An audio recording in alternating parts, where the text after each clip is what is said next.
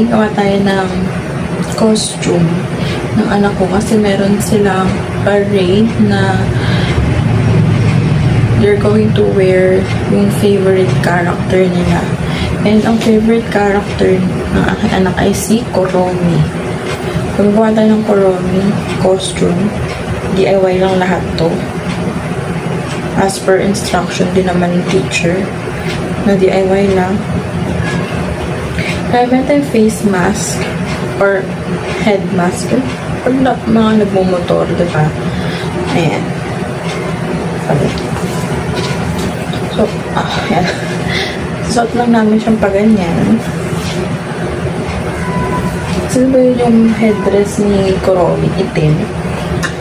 Tapos, meron siya dito yung headband.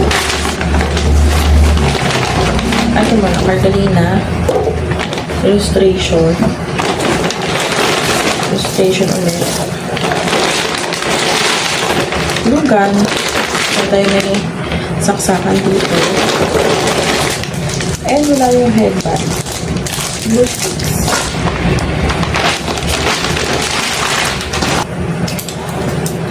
Puncher, scissor, and garter.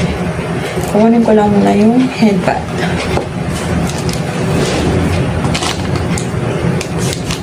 Headband.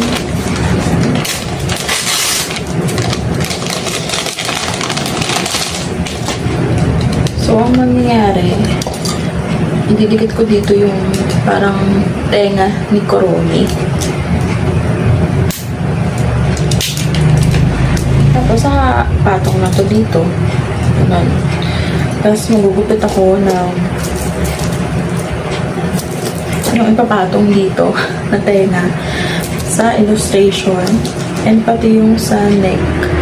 Kasi may pag-ganon-ganon si Kuromi eh. Okay. So, hindi ko alam kung anong gagawin. Paano kung sisimula. Biglaan din kasi itong activity. Kung may jumper nga lang si Roa, yung anak ko, Miss Rachel na lang eh. Siya yung pinakamadali eh. Character din naman si Miss Rachel, di ba? Pwede yun. Mas wala siyang jumper eh. Meron lang siya pink na t-shirt, pink na headband. Pero wala siya nung jumper. Eh, hindi nakakayanin kung bibili pa.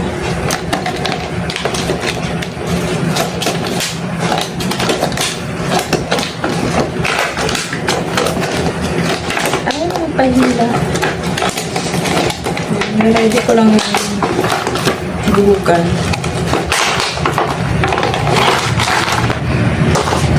Shala, meron ng kasamang glue stick.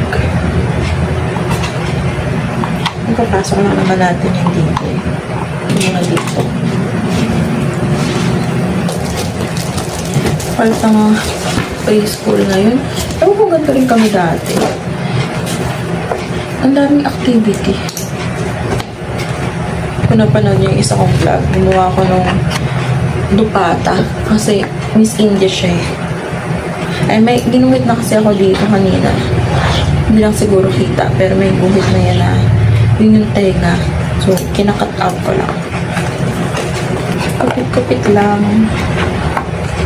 Tapos kapit ako dito naman ng circle. Sana tama ko yung size. Kapit dito sa illustration. Tigas. Hindi siya pantay, pero pwede na. Ganito lang. Ito lang sa inyo kung ano yung ma-visualize natin. Yan. Ganyan siya. Pwede na. Another one. Cut tayo another one.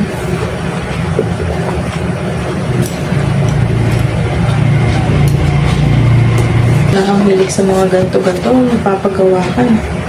Kasi kailangan.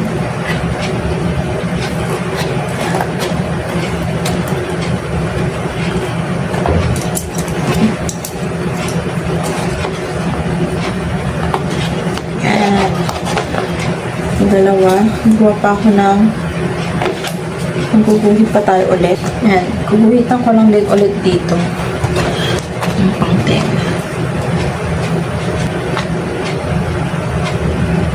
So, hindi ko gawin pattern, no? Para hindi ako mahirapan. Parang bigla ako nalito sa paano ko siya kalaki sinulat. Fitin na muna natin. Mas mahihinting.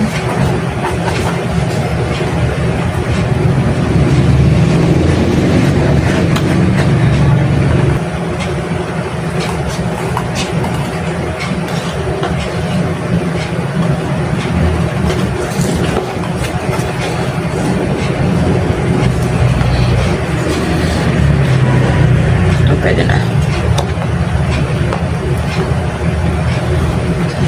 Hindi ko rin alam kung ilan yung gagawin kong ganito, pero ubusin ko na lang to hanggang lahat ng side. Para lang sure.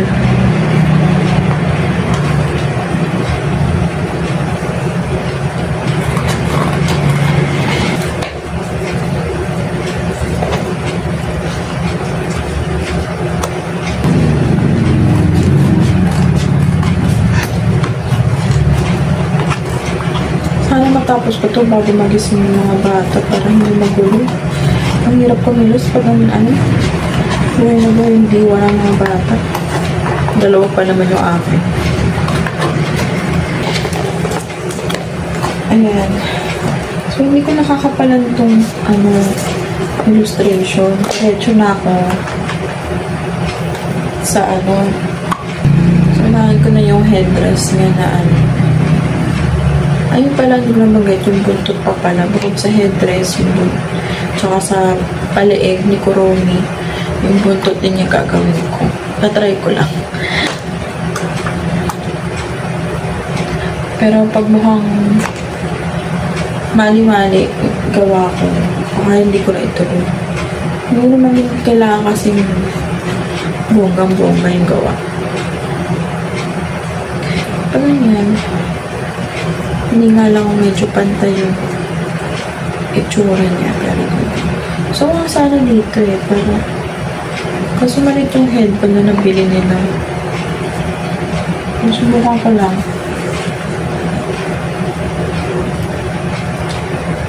Saka,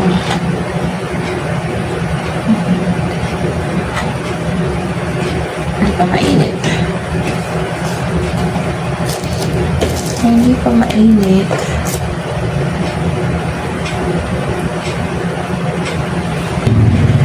Ayan.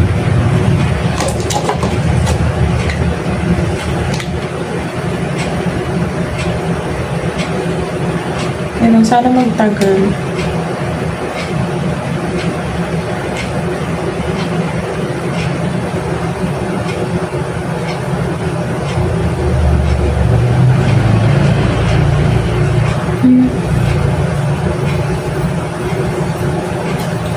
Ayun nga siguro sa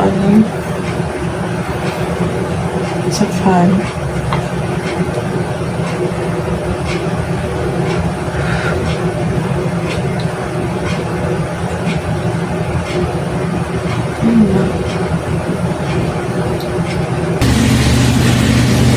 Siguro yun, nagpa-puncture ko lang po.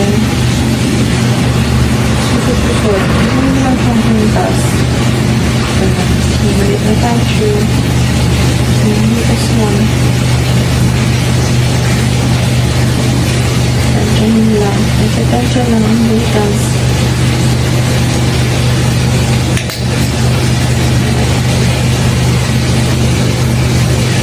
So,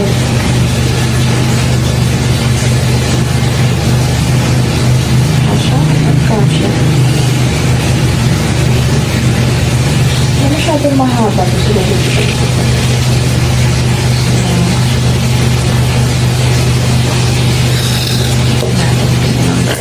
masyadong mahaba. Hindi pa naman yung liit ng anak ko. Pwede na pa.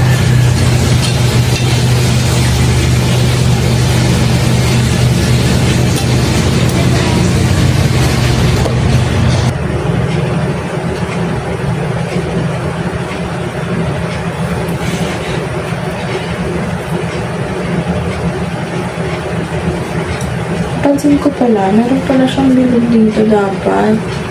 Maski sa tenga niya. So, hindi ko pa alam. Pagawa pa ako ng ganun.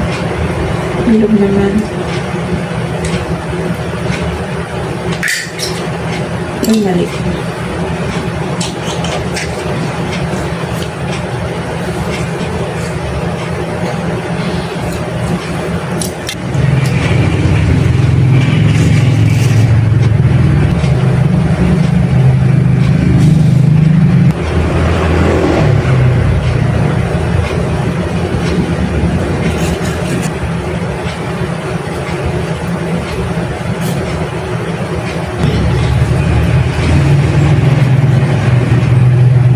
Patutuyuin naman natin. Anahin ko lang naman yung buntot bago yung mga bilog-bilog.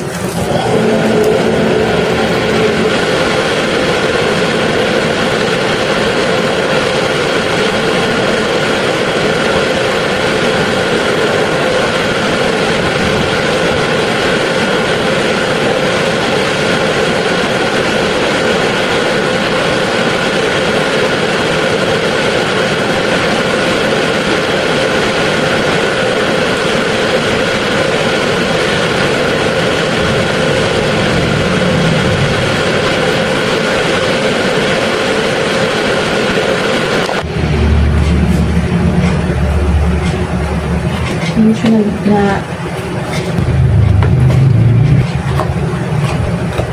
ito yun naman ginamit ko.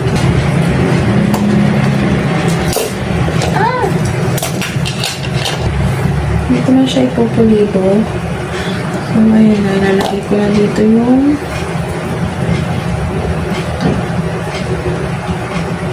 tirang ano, yun na yung gagamitin ko dito. Parang gagawin mo pants, nakaganon.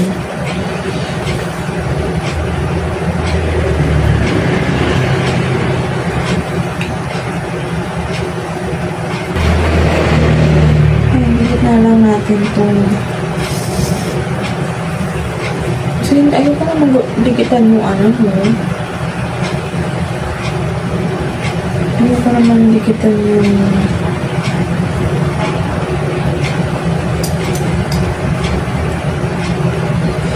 tights niya. Dikit lang. Kasi masyado naman stretchable naman siya. Dikit lang ulit nito. Pagka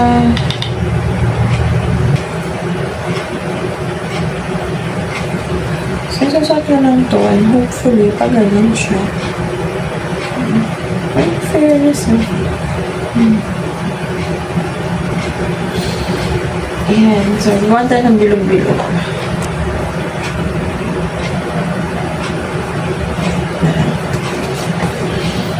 I can curve natin. Pero, yun natin. Kung masyado ba malaki o maliit. Pero, ito na. Okay na. Pwede naman na. Wala tayo na 1, 2, 3, 4. Ay, hindi. Ito na 1, 2, 3, 4, 5, 6, 7, 8, 9. Ay, gusto ko na matapos.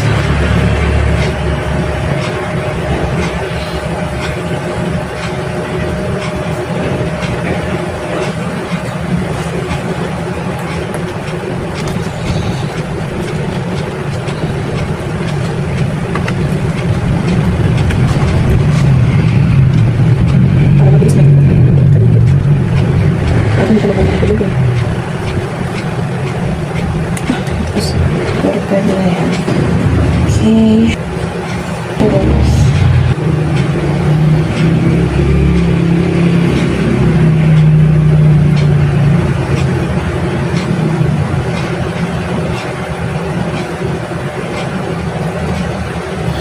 Ayan.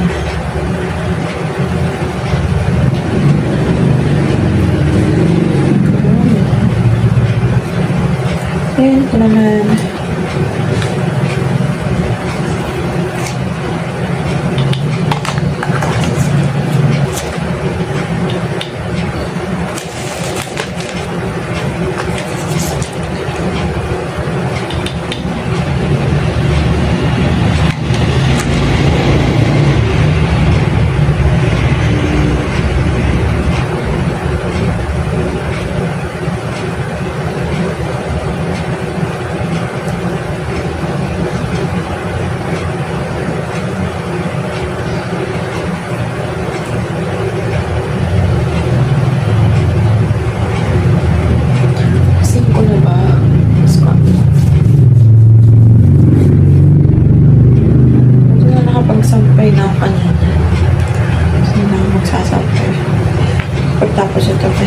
konti.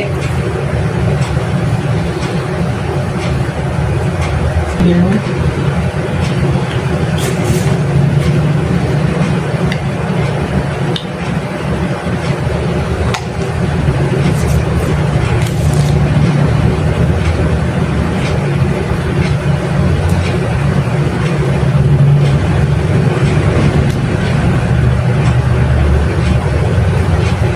Parang hindi ko kailangan gawin.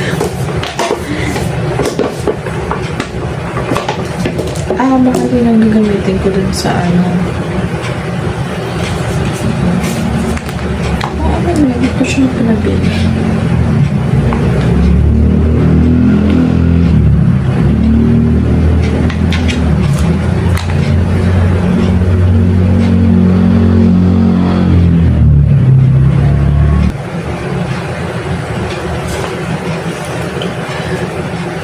Ayan, tapos na.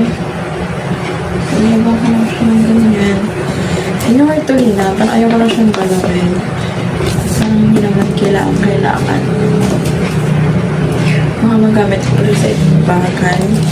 May dala din ano, isa pang illustration.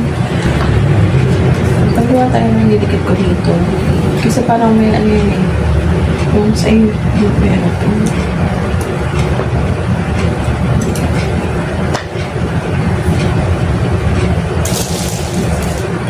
Kasi yung sa ibabaw niya.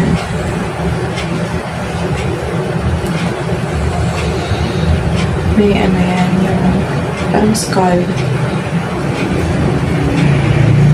Tignan natin. Pero pwede nyo gagamitin ko. So, gagamitin ko na lang.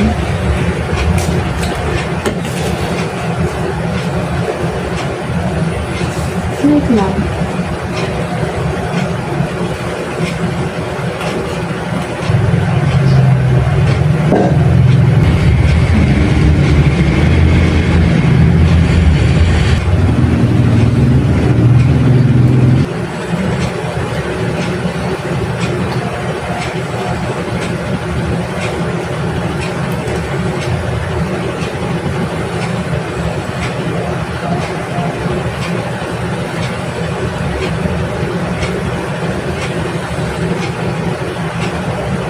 Ganyan lang.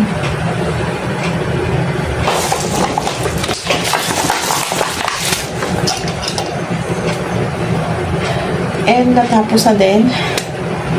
Ngayon, nilipit na ng kalat. Tapos pahinga konti. Maya-maya. Baka yung isang ang gising na rin. Kanina nagising na si Anay. Si Roan.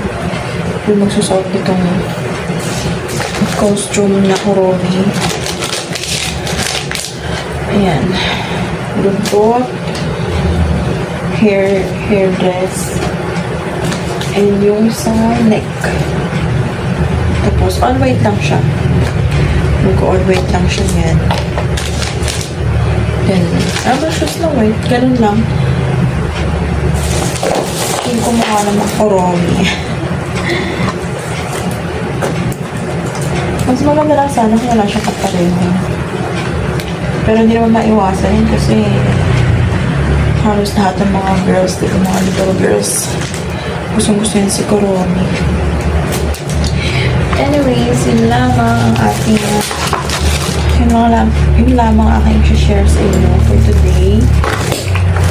Sana enjoy kayo. Go na at mag-like and share. Kung hindi ka pa nakasubscribe, subscribe na. Go, go, go! Bye!